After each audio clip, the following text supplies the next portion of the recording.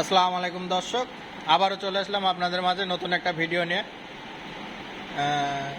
Red রেঞ্জে আপনাদের স্বাগতম, অভিনন্দন। আশা করি সবাই ভালো আছেন। তো আমাদের যে এখন যাকে দেখছেন সে হচ্ছে আমাদের খামারের রাজকুমার। সে এখন সাইলেজ খাচ্ছে। আসলে তার চেহারাটা অনেক সুন্দর, মায়াবী একটা চেহারা। এরপরে যাকে দেখছেন ইনি হচ্ছে আমাদের খামারের সুলতান। সুলতান খাবার খাচ্ছে। যদি কোনো দর্শক ভাই যদি পছন্দ হয় অবশ্যই জানাবেন ভিডিওটা কেমন হয়েছে।